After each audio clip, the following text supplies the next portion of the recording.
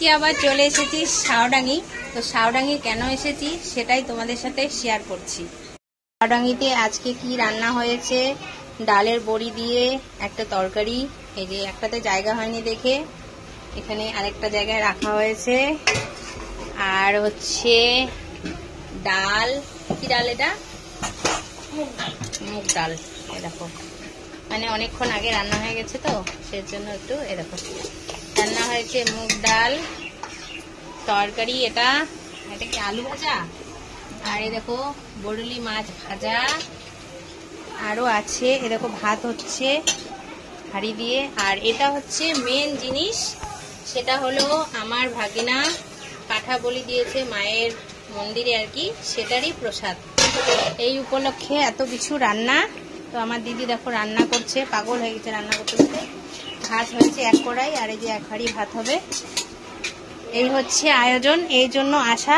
তো মায়ের প্রসাদ কিছু মানুষকে ইনভাইট করা হয়েছে, সেগুলো সবাই খাবে, অনেক আনন্দ করব। তো চলো, কেমন লাগলো ভিডিওটা? তোমরা যদি কেউ প্রসাদ খেতে চাও তাহলে সবাই চলে এসো। হয়েছে মায়ের প্রসাদ বলো? তাই ভালো লাগছে? তুমি বলো। এই ভাইটা কিন্তু খুব অসুস্থ, তবুও সবার খাওয়া হয়ে গেছে, লাস্টে আমি ভিডিও করলাম।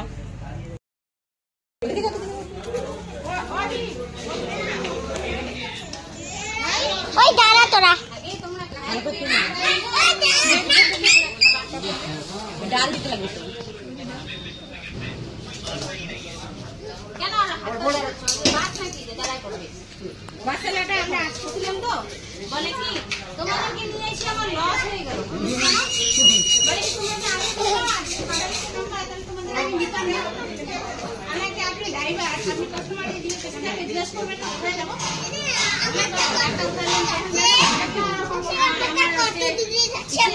গাড়িটা খালি হয়ে গেল।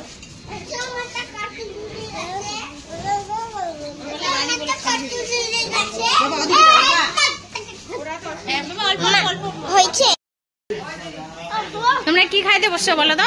প্রসাদ না? খাও খাও খাও। কি খাচ্ছ? প্রসাদ না? ভাত খাচ্ছ তো? প্রসাদ খাচ্ছ? প্রসাদ খাচ্ছ না? প্রসাদ খাচ্ছে, দেখো এরা বসে পড়েছে প্রসাদ খেতে।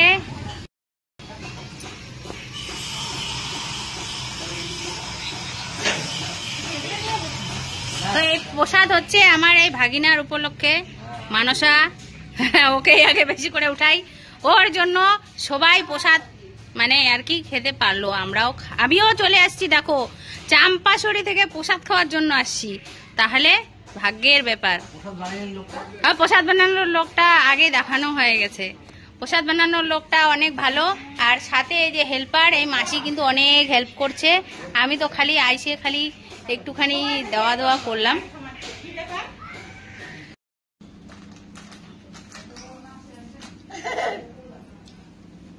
চোখ বন্ধ করে আছি। প্রসাদটা খুব টেস্ট, আর আমি অনেক খাই তো তাই পাতা শেষ, পাতা সুদ্ধা খাবো এখন। দাদা ভাই দিদি ভাইরা কেমন হয়েছে বলো? কমেন্টে জানাও। না কমেন্টে হবে না, একদম সরাসরি জানাও কেমন হয়েছে প্রসাদ। দিদির হাতের রান্নার, আমার দিদির হাতের রান্নার তারিফ করা যায়, সবাই বললো ভালো। আমি বললাম আমার দিদির হাতের ছোট থেকে খাই আসছি, এখনো খাচ্ছি, জানি না আর কতদিন খাবো, অনেক ভালো রান্না করে। তোমরা যদি কেউ খেতে যাও তাহলে চলে আসবা।